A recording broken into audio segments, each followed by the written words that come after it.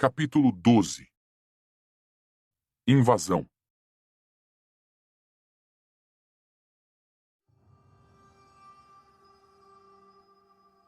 Stella acordou e levantou-se, estranhando o fato de Ivan não estar ao seu lado na cama.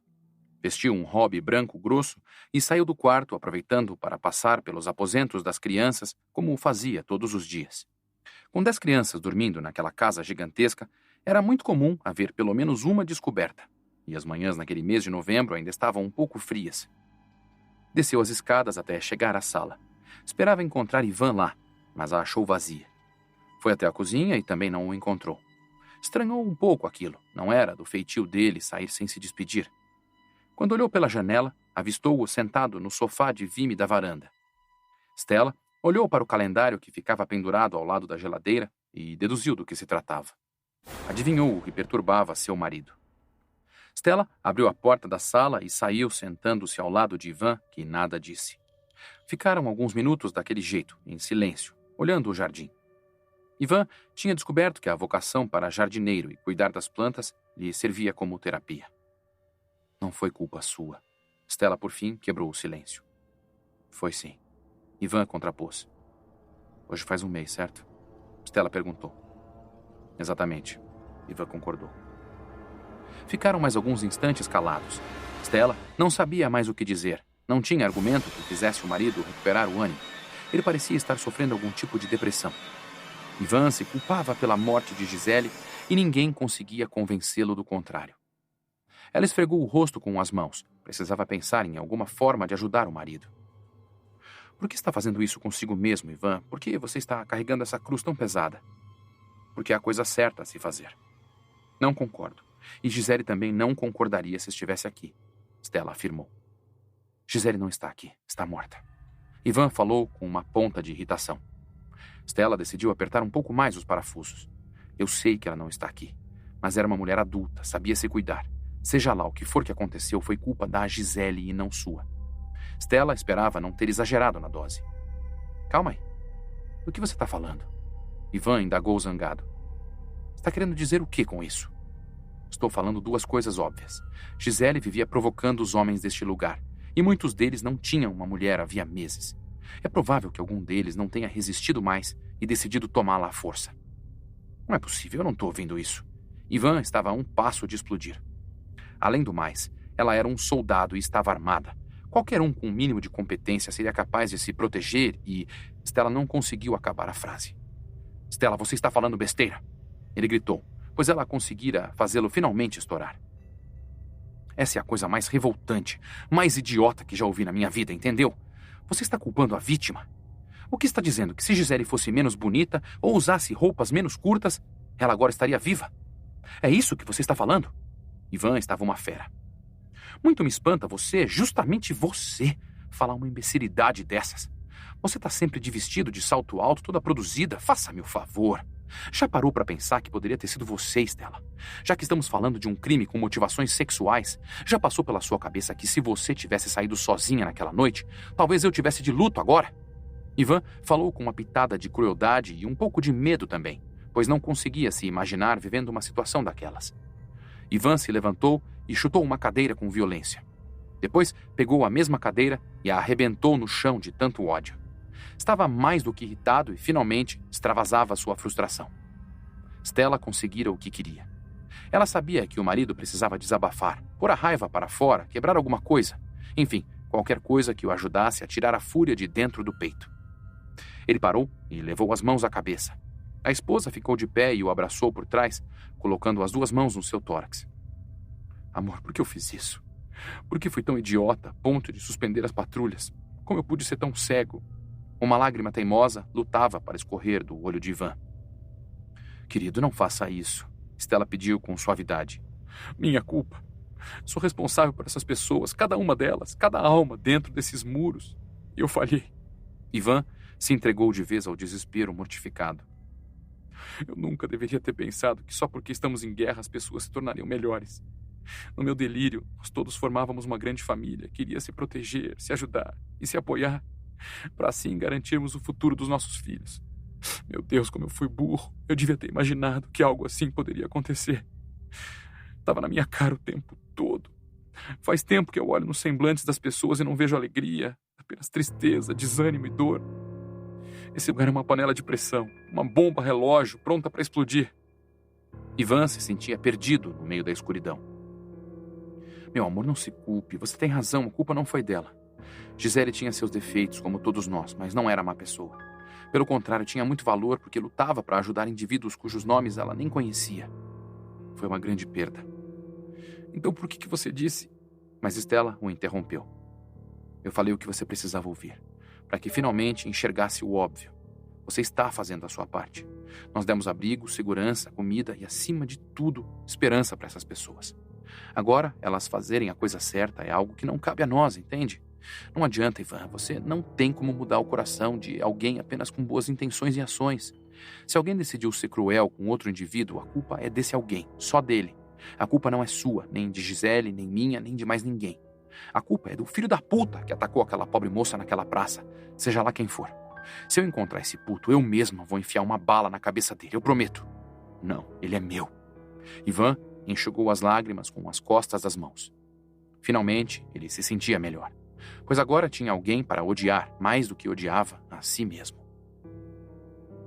Naquele mesmo dia, Ivan convocou uma nova reunião para fazer alguns anúncios.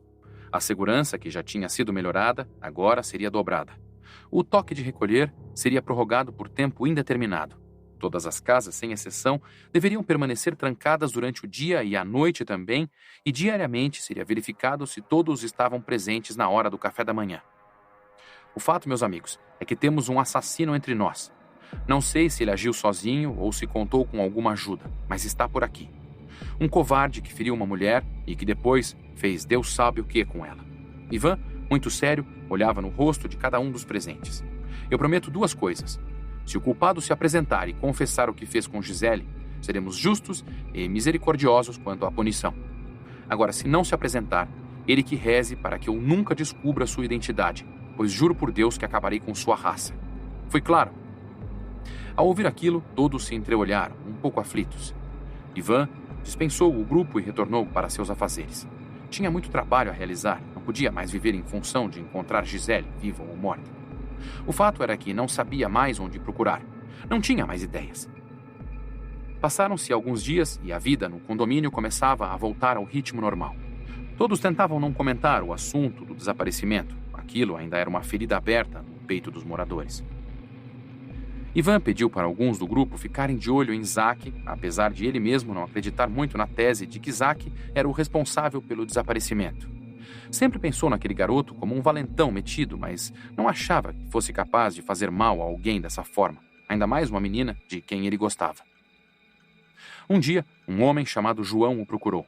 Ele era pastor evangélico e queria ajudar de uma forma completamente diferente. Eu gostaria de organizar um culto de louvor ao Senhor, João falou sem preâmbulos. Ao olhar para ele, Ivan simpatizou de imediato. Lembrava-se de tê-lo resgatado no Jardim Satélite, um dos muitos bairros de São José dos Campos que visitaram, mas na época não tiveram oportunidade de conversar. Recordava bem que se tratava de um homem dilacerado pela tragédia, porque a sua mulher e seus filhos tinham sido afetados pela praga e todos foram mortos por João com suas próprias mãos. Acho uma ótima ideia, João. Já pensou onde você gostaria de realizar seu culto? Sim, Ivan, tem uma casa pequena que está desocupada. Penso que seria o lugar ideal. Bastaria colocar algumas cadeiras e já seria o suficiente. João ficou empolgado, pois não esperava que Ivan concordasse tão rápido. Então fique à vontade. Acho ótimo que você queira fazer isso, porque acredito de verdade que estamos precisando de um pouco de fé por aqui. Ivan soltou um suspiro de desânimo. João olhou para Ivan, ponderando por alguns instantes, como se estivesse avaliando. Aquilo o deixou um tanto desconfortável. Você não é uma pessoa muito religiosa, imagino, João arriscou. Não sou de frequentar os cultos, mas tenho minhas convicções sim. Sou espírita. Ivan respondeu um pouco inibido. Espírita? Que bom, isso é ótimo. Mas sinto que você está um pouco sem graça. O que houve? João estranhava o mal-estar do seu líder. Ivan ficou um pouco sem jeito. Não estava preparado e tampouco no clima para uma conversa sobre religião. Mas agora não tinha escolha. Assim, decidiu que precisava responder. Desculpe a franqueza, pastor, mas não me sinto com vontade de louvar nada. Louvar para mim é algo que fazemos quando desejamos agradecer algo. E para ser sincero, Não sei se quero agradecer pela situação atual. Você não se considera afortunado por estar vivo junto com sua mulher e seus filhos? João perguntou com simplicidade. Eu sabia que esse seria seu primeiro argumento, e a resposta é sim. Mas me refiro à raiz disso tudo. Estou vivo e com saúde, mas entendo que eu nem deveria estar aqui, para começo de conversa. Ivan balançou a cabeça.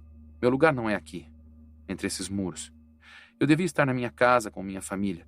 Tenho 10 crianças para tomar conta todas as noites, e faço isso com o maior prazer, mas acho que seria muito melhor se elas estivessem em suas casas, com seus pais. Concorda? Ivan perguntou com delicadeza. Não queria ser desagradável. Concordo plenamente com isso. E acredito que Deus também. Pelo visto, não concorda, não. Ele nos colocou nessa situação, não é? Não, nada disso. Você está enganado, Ivan. Como não? Então Deus não existe. Afinal, como ele permitiu que uma coisa dessas acontecesse? Não faz sentido nenhum. Ou Deus não existe, ou ele deixou acontecer tudo isso. Ivan insistiu. Você está enxergando as coisas pela ótica errada. Uma interpretação errada de tudo aquilo que você aprendeu. João afirmou com simplicidade. Lembro-me perfeitamente de uma passagem que dizia que Deus não é indiferente à morte de um pardal. Isso para mim é uma evidência de que ele tudo sabe e tudo vê, certo? Ivan argumentou. Mas não concorda com tudo. Essa é a questão central. A onipresença de Deus não significa que ele esteja mexendo as cordas o tempo todo. Esse é o motivo do seu erro. João, eu sei onde você quer chegar, mas acho difícil que consiga me convencer. Eu acredito no livre-arbítrio. Não tenho a convicção de que tudo o que acontece seja obra e desejo de Deus. Não acho que, quando um homem sai de um bar depois de ter enchido a cara e atropela uma criança, isso aconteceu porque Deus quis. Acho que isso aconteceu porque o sujeito estava bêbado, simples assim. Mas vamos concordar que estamos falando aqui de uma catástrofe em escala global. Não acho que Deus se ocupe de cada uma das muitas situações trágicas que acometem a humanidade. Mas por que será que ele não se ocupou da maior de todas? Ivan, enfim, chegou ao ponto que mais o incomodava. E por que ele faria isso, Ivan? Qual seria o sentido de colocar a perder milênios de trabalho duro? Se Deus não interfere no rumo das coisas, por que agora seria diferente? Não sei, talvez ele quisesse castigar todos nós. Talvez a ideia dele fosse separar os bons dos maus.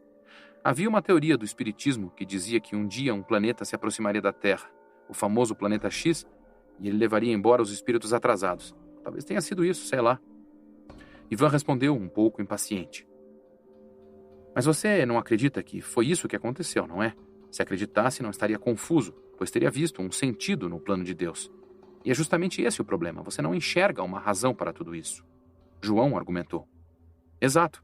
Eu queria acreditar que era isso. Droga, cheguei a me sentir orgulhoso. Pensei que eu tinha sido um dos eleitos. Afinal de contas, sobrevivi e de quebra fiquei com a minha família. Mas depois... Ivan não concluiu o raciocínio. Não queria voltar ao assunto que tanto o incomodava. Depois aquela moça chamada Gisele desapareceu e você se deu conta de que nem todos os que ficaram aqui são tão bons assim. Por isso, todo o plano de Deus passou a não fazer mais nenhum sentido. João completou, atingindo um nervo exposto. Isso mesmo, como você explica tal coisa? Ivan perguntou incisivo. Precisava de uma explicação urgentemente. E onde está a tal falada onipresença, a infalibilidade de Deus? Ivan disparou, agora disposto a ganhar aquela discussão. João olhou para o homem diante de si, ao qual devia a sua própria vida, e viu um mundo de dúvidas.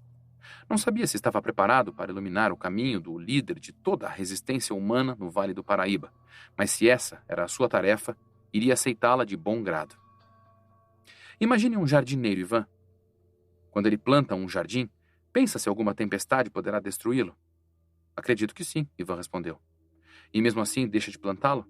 João tornou a perguntar. Claro que não. Ele procura prever os riscos e enfrentar aqueles que julga aceitáveis. Ivan imaginava onde João queria chegar. Sim. E quando uma tempestade chega? Foi o jardineiro que a planejou? Se esse jardineiro for Deus, creio que sim. Para Ivan, ele acabara de vencer a discussão.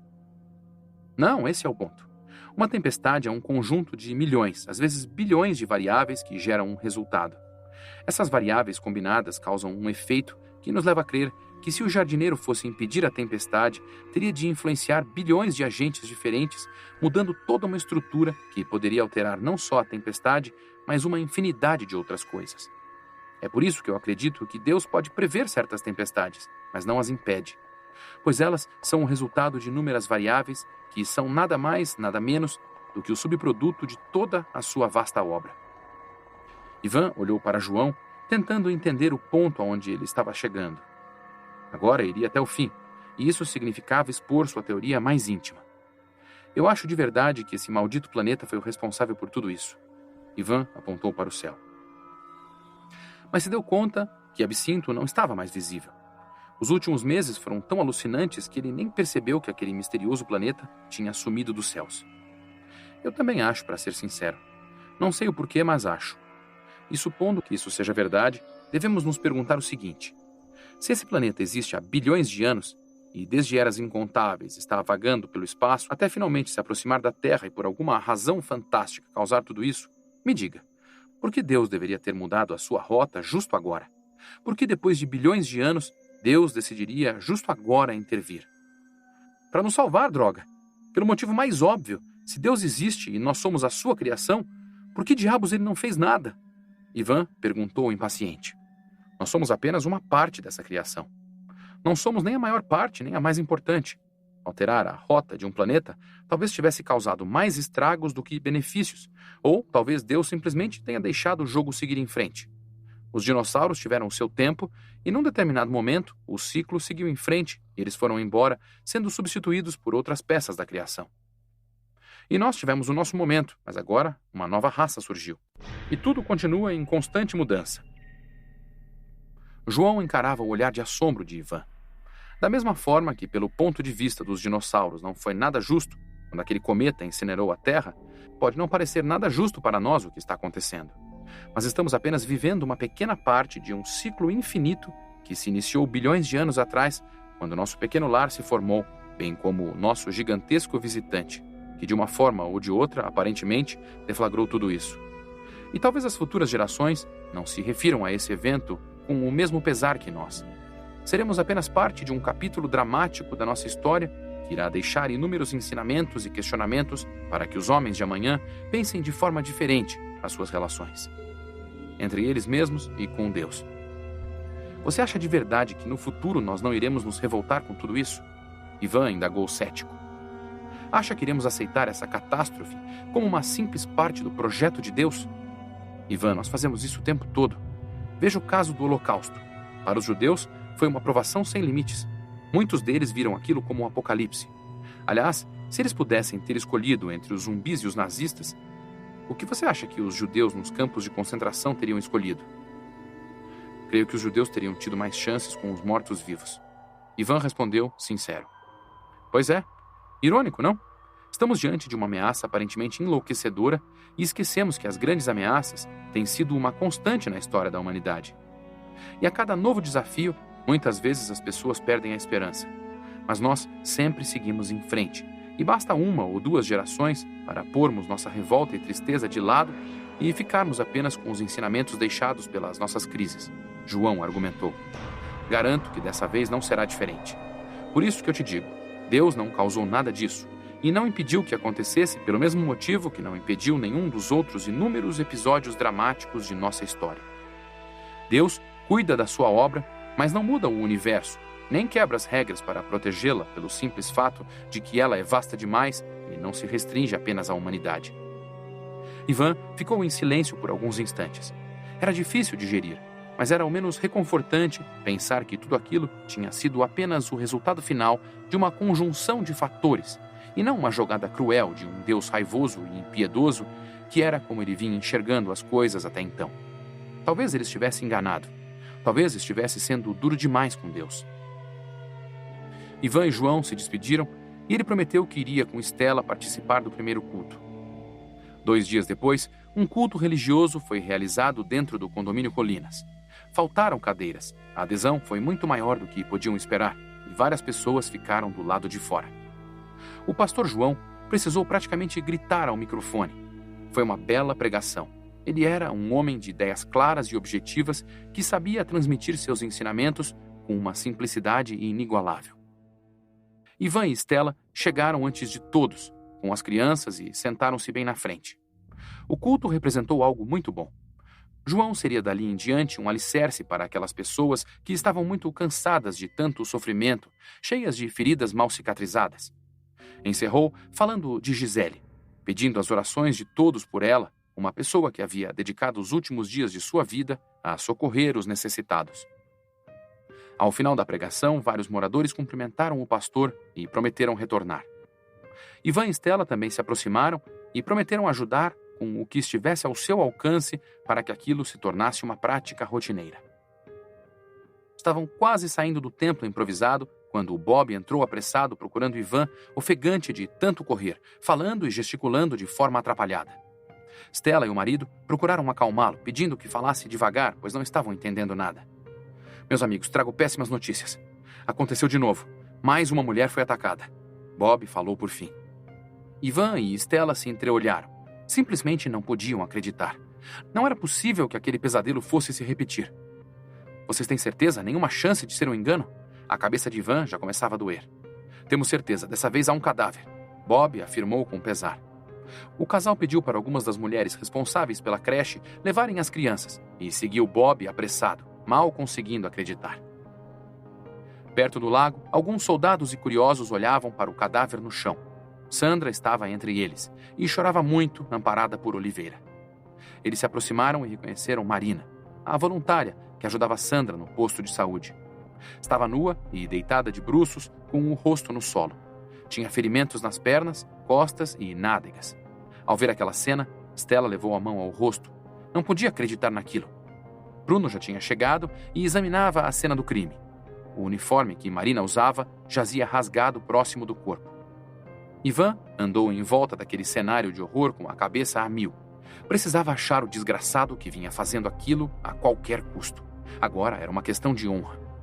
Esse infeliz deixou alguma pista? Ivan perguntou por fim. Acredito que tenha deixado várias, mas não temos equipamento à nossa disposição. Existem sinais claros de violência sexual, mas de nada adiantam se não podemos fazer um exame de DNA.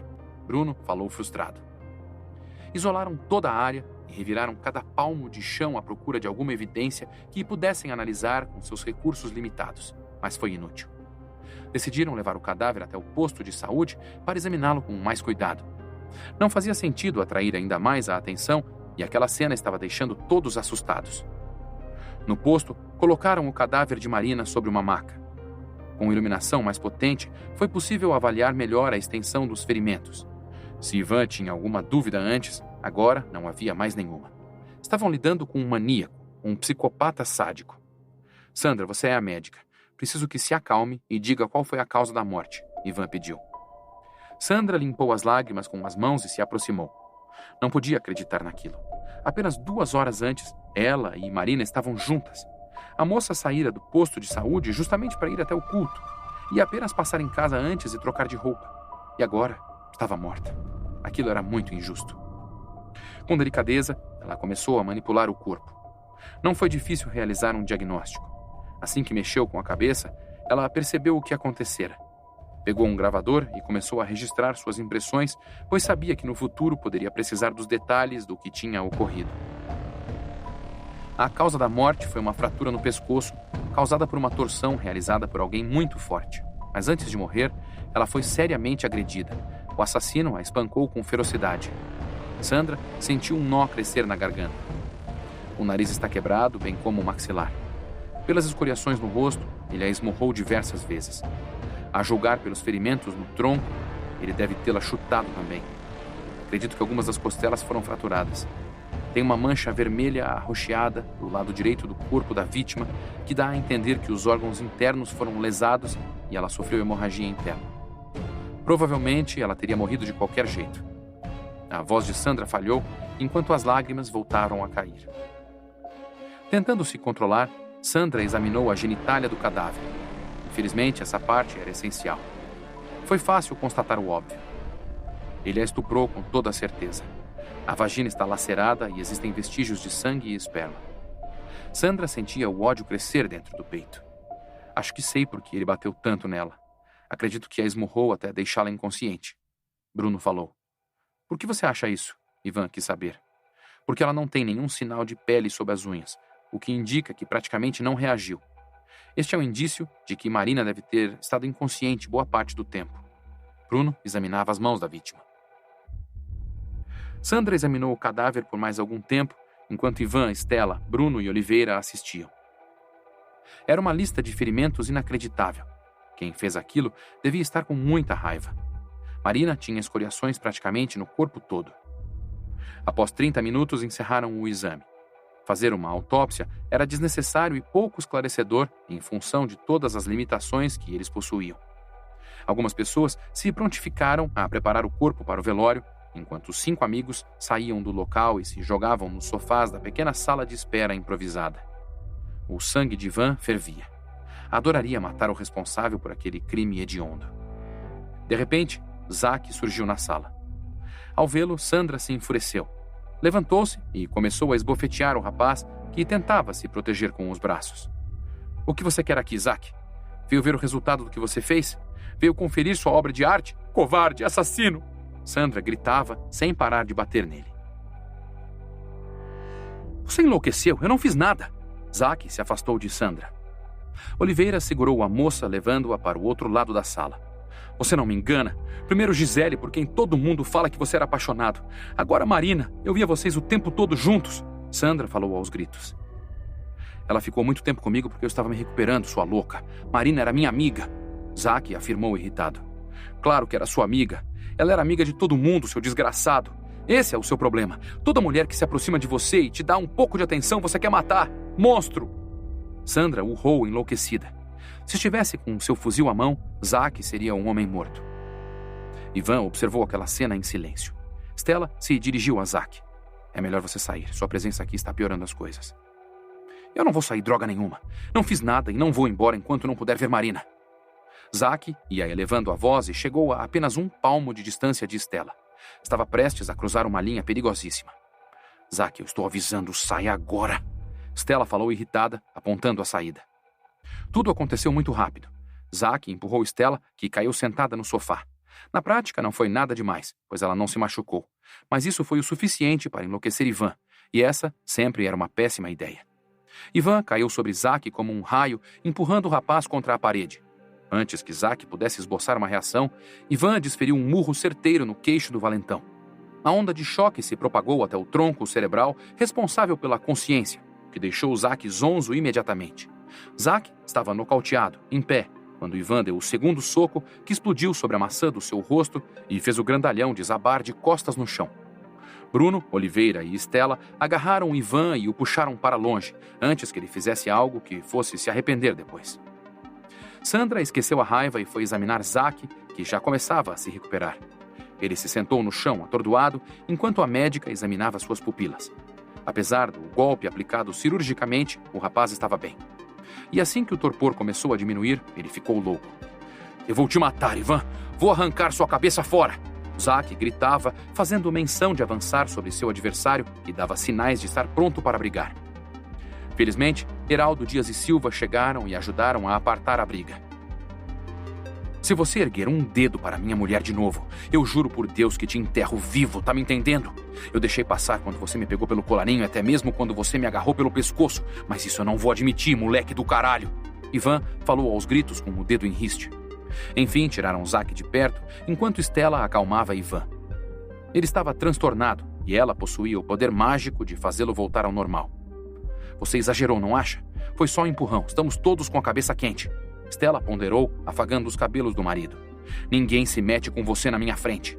Ivan afirmou sombrio. — Tudo bem, eu sei, mas não vamos piorar as coisas, tá bem? Todos nós precisamos que você se mantenha calmo e raciocine com clareza. Stella falou com suavidade próximo do ouvido de Ivan. Poucos instantes depois, ele já tinha se acalmado. 1 hora depois, saíram com o cadáver até o templo improvisado, onde havia ocorrido a pregação mais cedo. João presidiu os trabalhos, pedindo pela alma da falecida que se dedicara a aliviar o sofrimento dos enfermos. Ivan e Stella ouviram em silêncio. Do outro lado da sala, Zach observava tudo, às vezes fitando para o cadáver de Marina, às vezes fuzilando Ivan com o olhar. Tudo em que Ivan pensava era que precisavam resolver aquele mistério. Primeiro Gisele e agora a Marina. Ambas estavam mortas e ele não sabia o que fazer. Fosse quem fosse o autor daquelas atrocidades, era mesmo destemido. Ivan acreditava que não tardaria para o assassino agir novamente. Algo teria que acontecer. Alguma coisa teria que mudar. Precisavam de um milagre ou algo parecido. Era uma sensação no ar. E algumas noites depois, no horário de jantar, algo surgiu. E muitas pessoas morreriam por causa disso. Gisele acordou sufocando novamente. Demorou algum tempo para ela se acalmar. Várias vezes, quando despertava, a reação era a mesma. Sentia que estava morrendo. Não tinha como ser diferente. Fazia um mês que não via a luz do dia. Estava constantemente mergulhada nas trevas. Tentou se ajeitar, talvez conseguir uma posição mais cômoda, mas era muito difícil. O lugar onde se encontrava presa não tinha nenhum metro de altura. Não havia espaço nem para ficar sentada. Nos primeiros dias, demorou a entender onde estava, pois ele a mantinha sempre algemada com as mãos às costas, e suas correntes eram presas a uma viga, o que limitava muito seus movimentos. Ele fizera o mesmo com seus pés. Ela não conseguia ter certeza nem das dimensões do seu cativeiro. Além disso, a Gisele era mantida amordaçada o tempo todo, e com uma espécie de touca grossa que cobria todo o rosto, deixando apenas o nariz livre para respirar. Era uma sensação de claustrofobia constante, mergulhada na escuridão, mal conseguindo se mexer e sem conseguir falar, gritar ou simplesmente soluçar nas 1000 vezes em que chorara. O calor sufocante e o cheiro de pó causavam-lhe náuseas. O corpo e a cabeça doíam o tempo todo. Ele a mantinha nua, o que fazia a sujeira grudar em seu corpo ao longo do dia. Depois de um tempo ouvindo os barulhos de passos acima de sua cabeça, Gisele se deu conta de que estava em algum lugar embaixo da casa. Ele arrumara uma forma engenhosa de escondê-la sob o piso de madeira, de forma que ela não sufocasse, mas também nunca fosse encontrada. Em 2 ocasiões, Gisele percebeu a movimentação logo acima e teve certeza de que a procuravam. Ela gemeu, resmungou, mas não tinha como gritar. A mordaça tinha uma bola de plástico no meio que ficava enfiada dentro da boca. Aquilo era sufocante e impedia-a de emitir qualquer ruído. Quando entrou naquela maldita praça, naquela noite fatídica, Gisele cometeu um erro fatal. Relaxou ao ver um rosto conhecido. Estava preparada para enfrentar um zumbi, não um amigo. Quando viu quem era, baixou imediatamente a arma, sem jeito, com medo de ser indelicada ou, pior ainda, causar um incidente por causa de um mal-entendido. Todo o resto aconteceu muito rápido. Gisele foi golpeada no rosto e deixou a arma cair. Em seguida, apanhou com a própria pistola, levando diversas coronhadas. Tentou gritar, mas uma mão pesada cobriu sua boca, enquanto a outra apalpava com grosseria seus seios, suas coxas e seu sexo, finalmente arrancando sua blusa com violência, deixando seus seios expostos. Por fim, um último golpe deixou-a praticamente desacordada, o que permitiu àquele monstro violá-la ali mesmo, no meio da praça. Mesmo grogue, foi a experiência mais dolorosa de toda a sua vida, a primeira de muitas. Desde aquela noite, a rotina se repetia cruel e implacável. Ele chegava em casa e, depois de alguns instantes, retirava-a do seu cativeiro, deixava-a nua numa cama e limpava seu corpo com um pano úmido, tirando o pó misturado com suor. Depois, ele a possuía como se fosse uma boneca que estava à sua disposição quando quisesse. Ela resistia no começo, esperneava, chutava, tentava se virar, fazia de tudo para impedir, mas era pior.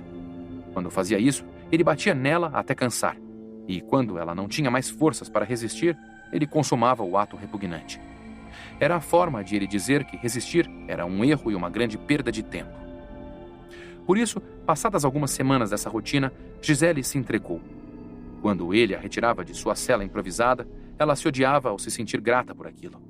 Sair daquele lugar sufocante, ser deitada numa cama macia, ter seu corpo lavado, comer alguns pedaços de pão ou um sanduíche e tomar água, tudo isso era um alívio tão grande, mesmo que nesses momentos ele mantivesse uma arma encostada na sua nuca o tempo todo, ela já não ligava por ser estuprada.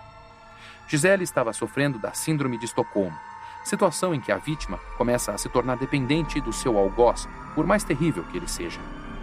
E esperava ansiosa que ele chegasse logo em casa para que seu sofrimento fosse aliviado por 1 hora ou 2. Naquela noite não foi diferente. Ele chegou, retirou-a do seu buraco, preparou-a com aquele pequeno ritual de limpeza e, como das outras vezes, borrifou um pouco de perfume nela, uma enjoativa fragrância floral, e depois usou seu corpo dolorosamente. Nesses momentos, Gisele se transportava para outro lugar. Ela se imaginava numa casa bonita, com uma varanda aconchegante e um belo quintal gramado.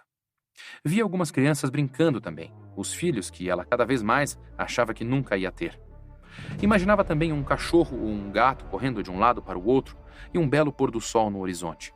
Naquele pequeno mundo perfeito, ela se imaginava segura, protegida e amada. Mas Gisele nunca imaginava nenhum homem. Homens eram proibidos no seu mundo ideal. Ela jurou para si mesma que se saísse daquela situação, nunca mais nenhum homem encostaria um único dedo nela. Por fim, ele a levou de volta para seu esconderijo sem que ela oferecesse resistência. Gisele não conseguiria lutar nem se quisesse. Estava fraca demais, com o corpo rígido pelo excesso de tempo imóvel. Mesmo que ele lhe desse uma chance de fugir, Gisele sabia que não conseguiria. 30 dias sem praticamente nenhuma atividade física a deixaram debilitada. Algumas vezes, ele a arrastava de volta para o cativeiro pelo simples fato de ela não conseguir andar de fraqueza e pela dor por conta dos abusos diários. Quando ele fechou o alçapão, trancando-a de novo, Gisele chorou mais uma vez. Chorou de medo, de tristeza, de raiva. Queria ter feito muitas coisas diferentes, queria ter tomado atitudes diferentes. E agora era tarde demais. Nunca mais teria a chance de realizar o que agora era seu maior desejo: ter uma última conversa com um homem muito importante. Até a noite em que foi transformada em um mero brinquedo sexual, Gisele estava muito confusa quanto aos seus sentimentos, mas finalmente ela via tudo com clareza. Se Deus ouvisse suas preces, se ela tivesse mais uma chance. Gisele nem se deu conta de quando pegou no sono e acordou assustada quando mãos pesadas mexeram com ela. O que era aquilo? Seu raptor queria se divertir mais? Ou será que ele mudara de planos? Libertá-la era algo que ele nunca faria, porque ela conhecia sua identidade fazia muito tempo, desde que ele chegara naquele caminhão do Rio de Janeiro. Gisele entrou em pânico. A forma urgente com que ele mexia nela mostrava que estava nervoso. Será que iria matá-la? Ela sentiu o coração disparar. Apesar de tudo, não queria morrer. Não estava preparada para deixar este mundo, ainda mais com tantas coisas para fazer e falar.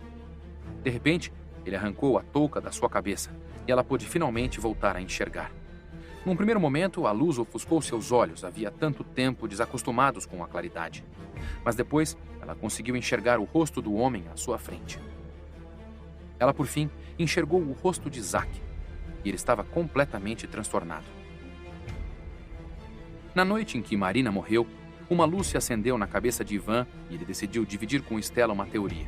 Muito básica, era verdade, mas que fazia sentido. Stella, eu acho que Gisele está viva. Ivan falou sem rodeios. A resposta de Stella, incrivelmente, também não chegou a ser uma surpresa. Eu também acho. Você está pensando mesmo que eu? Creio que sim. Você está estranhando o fato de termos achado um corpo dessa vez, certo? Ivan perguntou. Exato. Há quanto tempo Sandra não via Marina? 2 horas. E o corpo foi achado próximo do uniforme, o que significa que ela não chegou em casa. Muito bem. Sendo assim, podemos supor que, de fato, ela foi morta pouco tempo depois de sair do posto de saúde. Isso significa somente uma coisa. Ivan tentava organizar as ideias. Significa que nós demoramos no mínimo 1 hora para achar o cadáver. O que se explica facilmente porque é raro as pessoas circularem próximas ao lago à noite. Não tem nada lá. Stella completou acompanhando Ivan. Disso tudo nós podemos tirar uma conclusão bem simples. Nosso amigo misterioso não foi interrompido ou ameaçado de forma alguma. Ele teve tempo para agir e depois deliberadamente abandonou o corpo. Ele queria que nós a achássemos. Não fez a menor questão de esconder o crime e não está preocupado em ser descoberto. Ou simplesmente não dá a mínima para se isso acontecer. Eu concordo. Portanto, se essa é a forma dele de agir, teoricamente ele deveria ter feito a mesma coisa com Gisele. Matar uma pessoa e abandonar o corpo é muito mais fácil e rápido do que ocultar o cadáver. Claro que largar o corpo para trás acarreta riscos, mas nas condições precárias em que estamos, qualquer um sabe que ter o cadáver não facilita tanto assim a investigação. Stella ponderou. Agora, se Gisele estiver viva, algo que nós não consideramos até este momento, isso explica por que não achamos o cadáver. Ficaram em silêncio por alguns instantes. Se Gisele estivesse viva, tinham alguns pontos a explorar, possibilidades que não consideraram até então. E uma era a mais básica de todas. Como raios ele a está mantendo viva? Stella perguntou por fim. Daquele dia em diante, Ivan e Stella passaram a observar todas as pessoas no refeitório. Chegavam antes de todos e sentavam-se com as crianças, isolados dos demais. E observavam, um a um, discretamente. Às vezes fingiam estar conversando, mas na realidade estavam vigiando. Esperavam ver algo inusitado. E, finalmente, conseguiram captar algo que chamou a atenção. Algo que começaram a ver diversas vezes todas as noites. Poderiam até estar enganados, mas Ivan e Stella estavam praticamente convencidos de que haviam encontrado o assassino. Chegara a hora de terem uma conversa séria com o Zack. Gisele arregalou os olhos quando viu Zack, que trazia uma pistola na mão. Com um único puxão, ele arrancou sua mordaça fora. Mas antes que ela pudesse dizer algo, um tiro de pistola rompeu o silêncio, fazendo tudo tremer. Gisele soltou um único grito. Como fazia todas as noites, Zack acabou seu turno de vigilância e foi para casa tomar banho e trocar de roupa. Depois, dirigiu-se ao refeitório, não sem antes verificar a pistola e enfiá-la na cintura. Sentia que, mais cedo ou mais tarde, precisaria dela. Na prática, todas as noites percebia Ivan e Stella observando, o que o deixava nervoso. Não sabia o que aquilo significava, mas sentia que não era boa coisa. Por isso, estava mantendo-se alerta. Zack acabara de sair do refeitório quando o casal o abordou. Desde a morte de Marina, ele fazia todas as suas refeições sozinhos e não falava com praticamente ninguém, muito menos com os 2 líderes do condomínio.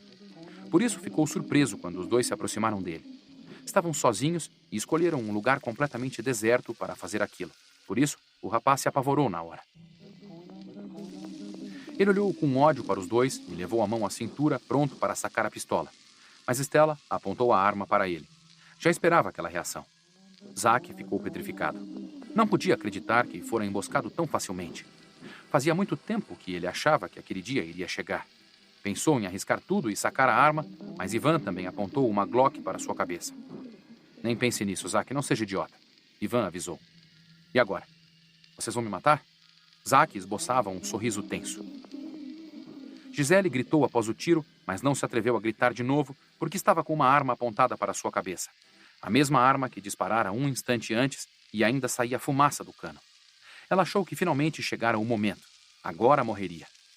De repente, a porta foi arrombada com violência e Ivan invadiu a casa trazendo um fuzil nas mãos e acompanhado por Stella e mais alguns soldados, todos armados de fuzis. Chegaram à sala de televisão, seguindo o som do tiro e encontraram Gisele e seu captor. Ela sentiu o corpo flutuar no ar quando foi erguida com violência, sentindo a pistola ainda quente sendo encostada contra a sua têmpora. Seu captor a usava como escudo humano e ameaçava matá-la ali mesmo na frente de todos. Ela começou a chorar de novo, sobretudo quando olhou para o corpo de Zack caído na sua frente. Acalme-se, ninguém vai te matar, Stella falou para Zack, sempre apontando a arma para ele. Zack olhava desconfiado para os 2, mas viu que não tinha muita escolha. Lentamente soltou a pistola que ainda estava pendurada na cintura e ergueu as mãos. Tenho percebido vocês me observando todas as noites, Zack falou. Sei que estão tramando algo. Estávamos esperando o momento certo para falar com você. Queríamos ter certeza de que você não estava colaborando com uma determinada pessoa, Ivan disse. Também precisávamos dar exatamente essa impressão, de que o estávamos perseguindo. E quem seria essa pessoa com a qual eu poderia estar colaborando? Zack quis saber. O homem que nós acreditamos que matou Marina e sequestrou Gisele. Stella respondeu. Você quer dizer o filho da puta que matou minha Gisele, certo? Zack sentia um imenso ódio só de pensar no que poderia ter acontecido com sua amada. Vivia se perguntando se ela sofrera como Marina, ou se pelo menos o infeliz que realizara aquela atrocidade com a sua amiga tivera um pouco mais de misericórdia pela mulher que ele amava mais do que tudo na vida. Não, Zack. Nós achamos que Gisele está viva. Estamos indo para a casa do desgraçado e precisamos da sua ajuda. Ivan, por fim, baixou a arma. Quando chegaram à casa do suspeito, Zack olhou para Ivan e para os outros. Diversos membros da equipe participariam da operação. Ivan e Stella observaram cuidadosamente um por um. Não podiam correr o risco de que o assassino tivesse um cúmplice. Só uma pergunta. Por que eu devo entrar primeiro? Zack perguntou. Diga que precisa de um conselho, pois sabe que você é o principal suspeito das mortes e quer conversar com alguém.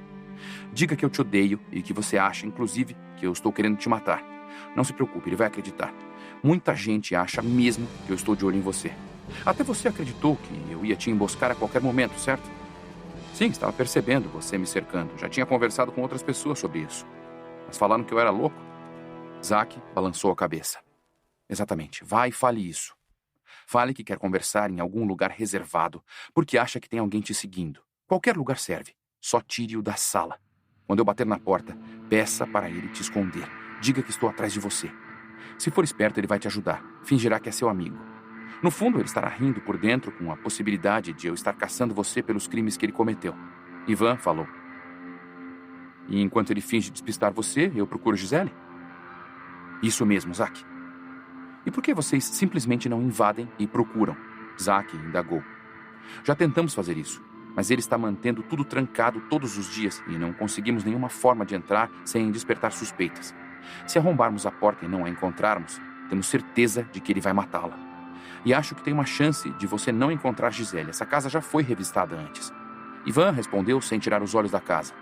Mas temos que tentar, com muito cuidado. Lembre-se de que basta que ele nunca mais vá até o esconderijo dela para matá-la. Ele não precisa fazer nada que chame a atenção. E ele é muito discreto. Faz uma semana que mantemos essa casa em observação constante e não conseguimos ver nada de concreto, apesar de termos colhido alguns dados significativos. Por isso estou trazendo você. Precisamos de um plano diferente. E tenho um palpite de que agora é o momento ideal. Zack acenou com a cabeça, sentindo o coração disparado dentro do peito. Se houvesse alguma chance, por menor que fosse, de encontrar Gisele, ele iria achá-la. Ivan, sem querer ser pessimista, se você acha que ela está tão bem escondida assim, como é que eu vou encontrá-la? E por que você acha que agora é o momento certo? Zack ainda se mostrava um pouco cético. Porque eu tenho um palpite. Preste atenção ao que eu vou dizer. E acho que suas chances de encontrá-la agora serão enormes. Logo em seguida, Ivan explicou algo que observara nos últimos dias e menos de uma hora antes. Zack ouviu atento. Agora estava entendendo a insistência de Ivan de realizarem aquela jogada exatamente naquele momento. Conferiu a arma na cintura e dirigiu-se até a entrada. Depois de um instante de hesitação, Zack bateu na porta. Aquela era a casa de Heraldo. Solte-a, Heraldo. Isso é uma ordem. Eu te mato se você a machucar. Ivan gritou. Heraldo tremia ao segurar Gisele pela cintura, mantendo a arma encostada em sua cabeça. Não podia acreditar que Zack o enganara com aquela conversa fiada de ajuda, conselho e perseguição. Devia ter desconfiado quando Ivan bateu na sua porta perguntando sobre Zack, se ele estava lá dentro e tudo mais. Heraldo chegou a ficar preocupado. Agora que tivera a chance ideal de jogar toda a responsabilidade em cima de Zack de uma vez por todas, Ivan resolvera aparecer na sua porta fazendo perguntas. Foi um alívio quando ele foi embora, depois de alguns minutos falando sobre suas desconfianças quanto a Zack. Heraldo já estava até arquitetando o que faria. Ia convencer Zack a fugir do condomínio. Ia até ajudá-lo. Isso seria uma confissão de culpa e Ivan iria caçá-lo até o fim do mundo. Se o encontrasse, acabaria por matá-lo. Caso contrário, a busca nunca teria fim e aquele seria um crime sem solução. Era perfeito. Heraldo escolheu Marina justamente por ser alguém próxima de Zack, assim como Gisele. Com aquilo, tudo se encaixaria. Zack não seria mais um suspeito. Seria considerado o grande culpado. No final das contas, deu tudo errado. Quando voltou, Heraldo não encontrou Zack na cozinha, onde o havia deixado. Desconfiado, ele sacou a arma e o encontrou na sala de televisão. Heraldo flagrou Zack no momento exato em que ele descobrira Gisele. Pelo menos ele tinha acertado um tiro bem no peito daquele moleque intrometido. Ele podia até se dar mal, mas o grandão não viveria para ver o desfecho daquela história.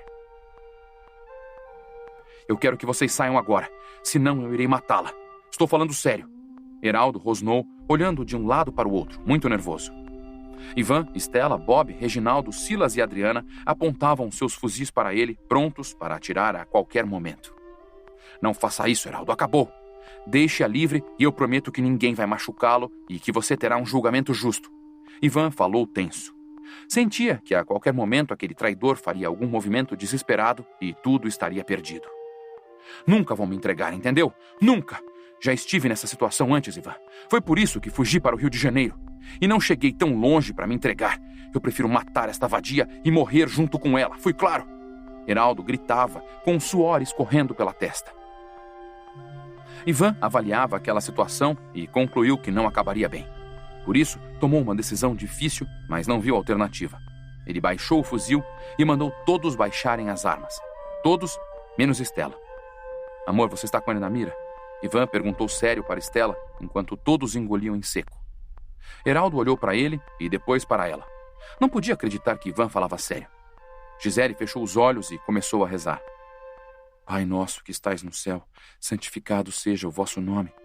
Pode apostar que sim, Stella respondeu. Estava imóvel como uma rocha, com os olhos vidrados em Heraldo.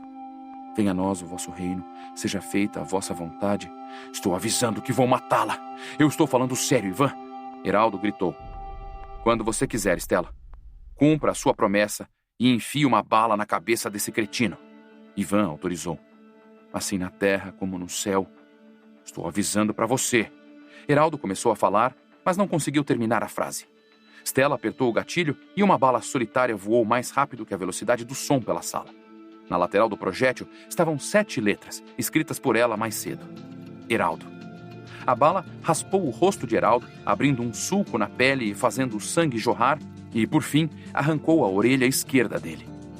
Cego pela dor, Heraldo jogou Gisele para frente, no meio da linha de tiro, e começou a disparar indiscriminadamente. Uma das balas atingiu a parte posterior do braço direito da pobre moça, que sentiu uma explosão de dor. Ivan agarrou Gisele e a jogou no chão, cobrindo seu corpo nu com seu próprio corpo. Heraldo disparou na direção dela, mas atingiu as costas de Ivan, que sentiu a pele queimar debaixo do colete à prova de balas. Enquanto isso, Silas agarrou Zack, que estava inerte no chão, e o puxou para trás, tentando afastá-lo dos disparos. Os demais soldados dispararam quase ao mesmo tempo, transformando a sala numa praça de guerra. Mas Heraldo conseguira ganhar tempo suficiente para correr para o corredor, fora do alcance dos tiros. Ivan puxou Gisele para trás de um sofá, dando ordem de cessar fogo. Parem de atirar!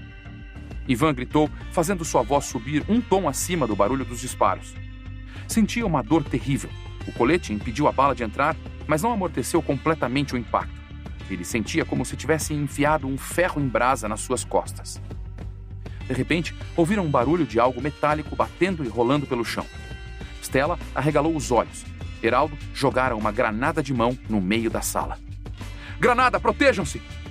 Stella gritou e se jogou no chão atrás do sofá, no que foi imitada pelos outros. Naquele espaço apertado, a explosão foi ensurdecedora.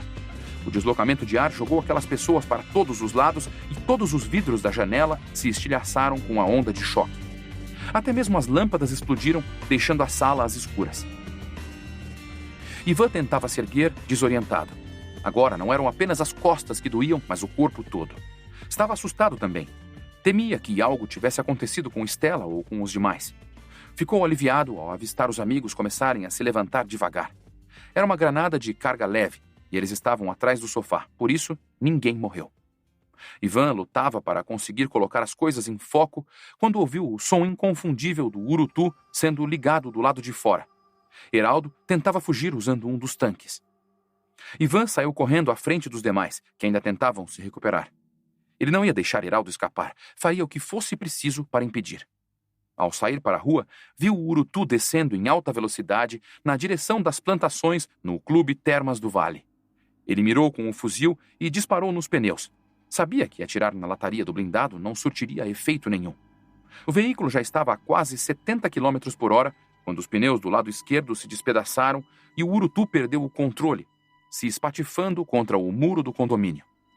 Ivan viu aquela cena em câmera lenta. O blindado de 13 toneladas bateu e capotou, abrindo um rombo na muralha e fazendo mais de 10 metros da parede desabar. Meu Deus, o que foi que eu fiz?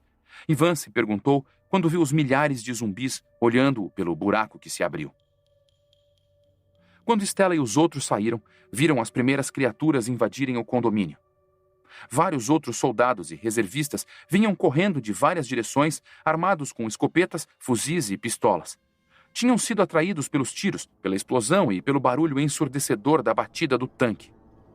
E agora estavam todos diante de um pesadelo de enormes proporções. Ivan tomou a frente e começou a atirar, derrubando os mortos-vivos aos montes, enquanto Stella e os outros o imitaram. Aquele seria o maior desafio daquela equipe tão acostumada a lidar com adversidades. Estavam em terreno aberto, em um número muito menor, e a pé, sem a vantagem dos blindados. Mais de 500 zumbis entraram em questão de minutos. Ivan e seu grupo de 70 soldados fizeram uma grande linha defensiva, tentando mantê-los encurralados. Não deixem a linha se romper. Protejam as laterais. Se eles passarem por nós, irão nos cercar. Ivan gritava, atirando sempre. Oliveira, Dias e Silva, busquem os blindados. Não vamos conseguir segurá-los por muito tempo. A infantaria encarregada de proteger o condomínio Colinas descarregava suas armas contra a multidão de feras que avançava destemida, sem temer nada. Mesmo com um grosso poder de fogo, os soldados não conseguiram manter os zumbis afastados o suficiente, e as primeiras criaturas começaram a se atracar com os combatentes.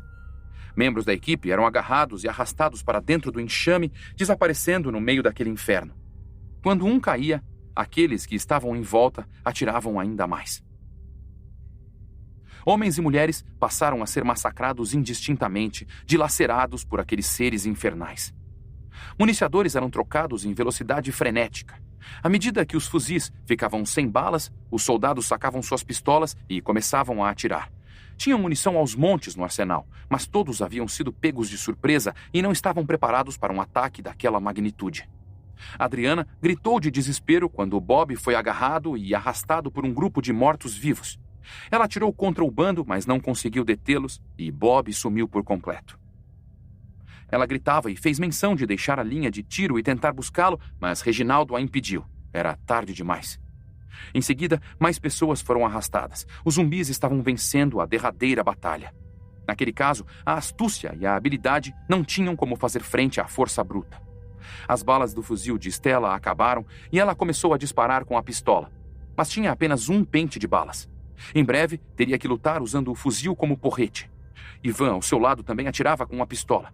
Entreolharam-se por um instante fugaz e, finalmente, um zumbi conseguiu agarrar Ivan, puxando-o. Ele se desequilibrou e caiu com a criatura sobre si, uma mulher muito forte. Ivan a agarrou pelo pescoço, empurrando-a para cima enquanto outras feras o cercavam. Ivan pensou na esposa e nos filhos. Pensou no pequeno mundo seguro que eles quase conseguiram construir. Lamentou não ter sido capaz de fazer mais. Queria ter tido mais tempo. O que seria dos seus filhos? Será que conseguiriam escapar? Esperava do fundo do coração que alguém os protegesse e fosse mais eficiente do que ele. De repente, a cabeça da mulher explodiu. O tiro de Stella entrou pela sua nuca e saiu entre seus olhos.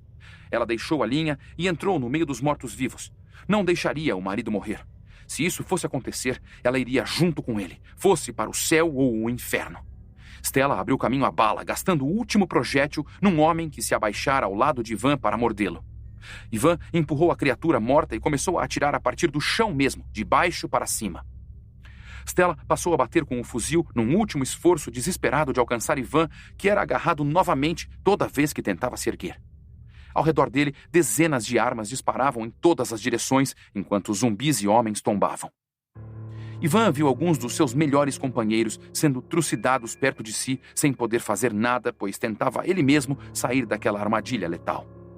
Os gritos dos seus amigos, pedindo para que continuassem atirando, mesmo enquanto estavam sendo mortos a dentadas, faziam sua cabeça girar de desespero e ódio.